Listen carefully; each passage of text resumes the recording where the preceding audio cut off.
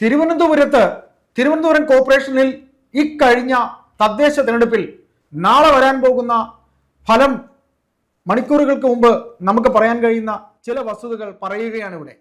അതായത് തിരുവനന്തപുരം കോർപ്പറേഷനിലെ ഏറ്റവും കൂടുതൽ സീറ്റിൽ ജയിക്കുന്ന ഒറ്റ കക്ഷിയായി BJP മാറുമോ എന്ന് CPM പോലും ഈ അവസരത്തിൽ ഭയപ്പെടുന്നുണ്ട്. കാരണം തലസ്ഥാനം എന്ന് പറയുമ്പോൾ അത് CPMന്റെ തിരുവനന്തപുരം കോർപ്പറേഷനിൽ ഏറ്റവും കൂടുതൽ കാലം ഭരിച്ചിരുന്നത് CPM ആണ്. എന്നാൽ ഇത്തവണ അത് BJP നേടുമോ എന്ന സംശയം CPM ക്യാമ്പുകളിൽ ഉണ്ട്.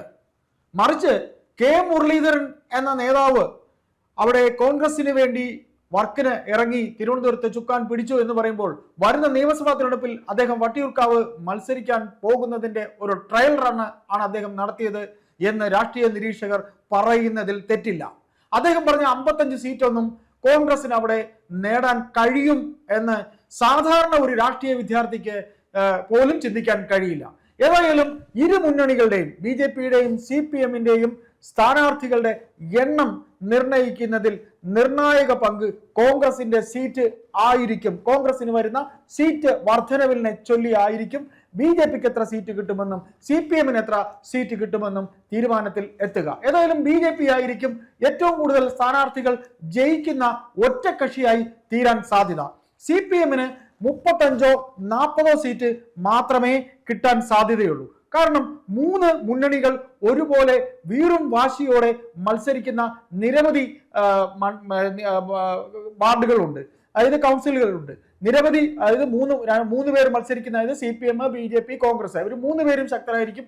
വോട്ട് എങ്ങനെ പോകുമെന്ന് ചോദിച്ചാൽ കോൺഗ്രസിന് കിട്ടുന്ന വോട്ടിന്റെ അനുപാതം അനുസരിച്ചായിരിക്കും ജയിക്കുന്ന കക്ഷിക്ക് കിട്ടുന്നത്. അവിടെയും തുച്ഛ വോട്ടിന്, ചിലപ്പോൾ ഒരു 100 വോട്ടിനായിരിക്കാം, അല്ലെങ്കിൽ ചിലപ്പോൾ ഒരു 50 വോട്ടിനായിരിക്കാം, ചിലപ്പോൾ 25 വോട്ടിനായിരിക്കാം, ചിലപ്പോൾ 10-ൽ താഴെ വോട്ടിനായിരിക്കാം ജയിക്കുന്നത് ആരായിരുന്നാലും അവർക്ക് കിട്ടാൻ പോകുന്നത് എന്നുകൂടെ ഒരു ചെറിയ നിഗമനത്തിൽ നാം എത്തുകയാണ്.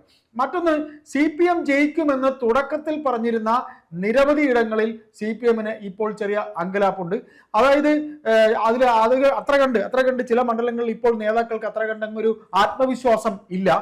CPMന് വളരെയധികം വോട്ട് നഷ്ടമായി, അതായത് CPMന് കിട്ടാനുണ്ടായിരുന്ന വോട്ട് വളരെയധികം നഷ്ടമായി എന്നും CPM നേതാക്കൾക്കിടയിൽ ഒരു വിലയിരുത്തൽ ഉണ്ടായിട്ടുണ്ട്. അപ്പോൾ നോക്കുമ്പോൾ CPMന് കിട്ടാൻ സാധ്യതയുള്ള ആകെ തിരുവനന്തപുരം കോർപ്പറേഷനിൽ എല്ലാം കൂടി എടുക്കുമ്പോൾ 101 സീറ്റിൽ അവർക്കൊരു 40 അല്ലെങ്കിൽ 35-40 സീറ്റ് കിട്ടാനേ സാധ്യതയുള്ളൂ. കോൺഗ്രസിന് കഴിഞ്ഞ തവണ 10 ആണെങ്കിൽ ഇത്തവണ ഒരു 15-18 അതിനപ്പുറം പോകാൻ സാധ്യതയില്ല. അപ്പോ ഈ 101 സീറ്റിൽ ഏറ്റവും വലിയ ഒറ്റക്കക്ഷിയായി BJP മാറാൻ സാധ്യതയുണ്ട്. CPM പ്രതീക്ഷ അർപ്പിച്ചിരുന്ന പേട്ട, കുന്നുകുഴി, വഞ്ചിയൂർ, ഇതില് പേട്ടയും കുന്നുകുഴിയും വളരെ നല്ല മത്സരമായിരിക്കും നടക്കുക. കുന്നുകുഴിയിൽ യുവ നേതാവ് IP വിനോദ് ജയിക്കുകയാണെങ്കിൽ തുച്ഛം വോട്ടിനായിരിക്കും. അത് എതിർ സ്ഥാനാർത്ഥിയായി മത്സരിക്കുന്ന മേരി പുഷ്പമാണെങ്കിൽ, കോൺഗ്രസിന്റെ മേരി പുഷ്പമാണെങ്കിൽ പോലും അവർക്കും ഒരു തുച്ഛം വോട്ടിന് മാത്രമേ തിരികെ വരുള്ളൂ. മേരി പുഷ്പം എല്ലാ പള്ളിക്കാര്, അതായത് അവിടുത്തെ ക്രിസ്ത്യൻ സമുദായത്തിന്റെ അവരുടെ പള്ളി വികാരി, അവിടെ ആ സമുദായം, അത് കുന്നുകുഴി എന്ന് പറയുന്നത് ക്രിസ്ത്യൻ സമൂഹം, ലത്തീൻ സമുദായം വളരെയധികം ഉള്ളൊരു ഏരിയയാണ്. അവർക്ക് ഏറ്റവും വേണ്ടപ്പെട്ട, രാഷ്ട്രീയമില്ലാതെ എല്ലാവർക്കും വേണ്ടിയും വർക്ക് ചെയ്യുന്ന ഒരു കൗൺസിലറാണ് മേരി പുഷ്പം. അതുകൊണ്ട് തന്നെ മേരി പുഷ്പത്തിന് IP ബിനു എന്ന യുവ നേതാവിന് ഉള്ള ഗ്ലാമറിനേക്കാൾ ജനകീയ പിന്തുണ ഉള്ളത് കൊണ്ട് തന്നെ IP ബിനുവിന്റെ വിജയം ഒരു നേരിയ ഭൂരിപക്ഷത്തിനാകാനേ സാധ്യതയുള്ളൂ എന്നാണ് പാർട്ടി വൃത്തങ്ങളിൽ തന്നെ അറിയാൻ കഴിയുന്നത്.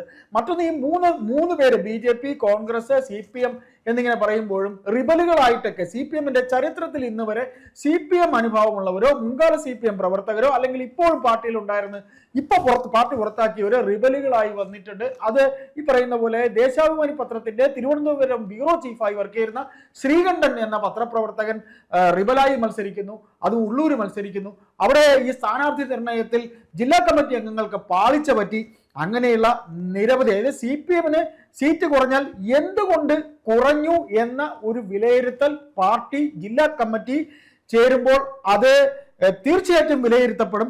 വോട്ട് കുറഞ്ഞാൽ പോലും അത് എന്തുകൊണ്ട് എന്ന് നോക്കിയാൽ തിരുവനന്തപുരത്ത് കഴിഞ്ഞ കാലയളവിൽ 2020 മുതൽ 25 വരെ മേയറായിരുന്ന ആര്യ രാജേന്ദ്രന്റെ പെർഫോമൻസ്, ആര്യ രാജേന്ദ്രനെ കുറിച്ച് പറയുമ്പോൾ ആര്യ രാജേന്ദ്രൻ ഇത്തവണ തിരുവനന്തപുരം കോർപ്പറേഷനിൽ ചിത്രത്തിൽ പോലും ഉണ്ടായിരുന്നില്ല.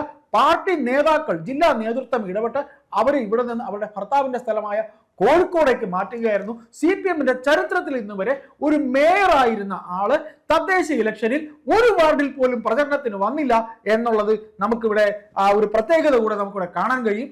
ആര്യ രാജേന്ദ്രനെ പിൻ സീറ്റിൽ നിന്ന് പുറകിൽ നിന്ന് നിയന്ത്രിച്ചിരുന്ന ചില പാർട്ടി അംഗങ്ങൾ, ഏരിയ കമ്മിറ്റി അംഗങ്ങൾ, ചില കൗൺസിലർമാരുണ്ടായിരുന്നു. അവർക്ക് നേരെയും തിരുവനന്തപുരത്ത് CPM-ന് കിട്ടാൻ പോകുന്ന സീറ്റിന്റെ എണ്ണത്തിനനുസരിച്ച് അവർക്ക് നേരെ വിമർശനത്തിന്റെ കൂരമ്പുകൾ തന്നെ ഉണ്ടാകും. കാരണം മേയർ എന്ന് പറയുന്ന അത്ര കണ്ട് പക്വതയില്ലാത്തൊരു പെൺകുട്ടിയെ മുന്നിൽ നിന്ന് അതായത് അവരെ മുന്നിൽ നിർത്തി പുറകിൽ നിന്ന് പിൻ സീറ്റ് ഡ്രൈവ് ചെയ്ത ഏരിയ കമ്മിറ്റി അംഗങ്ങൾ CPM-ല് ഉണ്ട്. അവരാരൊക്കെയാണെന്ന് ജില്ലാ കമ്മിറ്റിയിൽ തന്നെ അവർക്കെല്ലാം തന്നെ വ്യക്തമാണ്. അതിന് തീർച്ചയായും ഈ റിസൾട്ട് വന്നു കഴിഞ്ഞ ശേഷം അവർക്ക് ഉത്തരം പറയേണ്ടി വരും. പാർട്ടി നടത്തുന്ന ഒരു അനലൈസിങ്, അതായത് CPM നടത്തുന്ന ഒരു വിലയിരുത്തൽ, എന്തുകൊണ്ട് വോട്ട് കുറഞ്ഞു, എങ്ങനെ പോയി എന്നുള്ളതിൽ ഇവർക്ക് ഉത്തരം പറയേണ്ടി വരും. പിന്നീട് അത് മറ്റൊരു വിഷയമാണ്, അത് CPM പാർട്ടിയെ സംബന്ധിക്കുന്ന വിഷയമാണ്. അത് നമുക്ക് മറ്റൊരു വീഡിയോയിൽ നമുക്ക് സംസാരിക്കാം. ഏതായാലും BJP കൗൺസിലർമാരെ, തിരുമല കൗൺസിലറുടെ മരണം, ഒരു RSS പ്രവർത്തകന്റെ മരണം, ഇതൊന്നും തന്നെ BJPയെ ആ ഏരിയ വിട്ട് മറ്റു ഏരിയകളിലേക്ക് ബാധിക്കും എന്ന് നമുക്ക് കരുതാൻ സാധ്യതയില്ല. കോൺഗ്രസിന് 15-20 സീറ്റ് മാത്രമേ കിട്ടാൻ സാധ്യതയുള്ളൂ. കോൺഗ്രസ് പിടിക്കുന്ന വോട്ടാണ് BJPയെയും CPM-നെയും ഏറ്റവും കൂടുതൽ അവരുടെ വിജയത്തെ നിർണ്ണയിക്കാവുന്നത്. അപ്പോൾ നമുക്ക് ഇത്ര മാത്രമേ പറയാനുള്ളൂ. ഒരു തൂക്ക് കോർപ്പറേഷന് ആയിരിക്കും വരാൻ സാധ്യത എന്നാണ് ഇതുവരെ പറയാൻ കഴിയുന്നത്. മറിച്ച് CPM ഭരണം തിരിച്ചു പിടിക്കും എന്ന ഒരു സാധ്യതയാണ് വരുന്നെങ്കിൽ അത് CPM എന്ന് പറയുന്ന പാർട്ടിയുടെ മിഷണറിയുടെ ഒറ്റ മിടുക്ക് കൊണ്ട് മാത്രമായിരിക്കും. അതുമാത്രമല്ല, വോട്ടിംഗ് ശതമാനം കുറവായതും അവർ ചിലപ്പോൾ ഭരണം തിരിച്ചു പിടിച്ചാൽ അതും ഒരു കാരണമായിട്ട് തന്നെ നമുക്ക് ഇവിടെ പറയേണ്ടി വരും. അല്ലാതെ തലസ്ഥാനത്ത് CPM-ന് അല്ലെങ്കിൽ ഭരണവിരുദ്ധ വികാരം ഉണ്ടായില്ല എന്ന് പറയാൻ അവർ തന്നെ തയ്യാറാകില്ല. കാരണം തലസ്ഥാനത്താണ് എല്ലാ രാഷ്ട്രീയ സംഭവ വികാസങ്ങളും, ഭരണത്തിലിരിക്കുന്നവരുടെ എല്ലാ പിടിപ്പുകേടിന്റെയും ആ ഒരു പ്രതിധ്വനി ഉണ്ടാകുന്നത്, അവർക്ക് നേരെയുള്ള വിമർശനം ആദ്യം ഉണ്ടാകുന്നത് തലസ്ഥാനത്ത് നിന്ന് തന്നെ ആയിരിക്കും. അത് നമുക്ക് ഇനി മണിക്കൂറുകൾ മാത്രം അറിയാം ആര് തിരുവനന്തപുരം കോർപ്പറേഷൻ ഭരിക്കും എന്നുള്ളത്.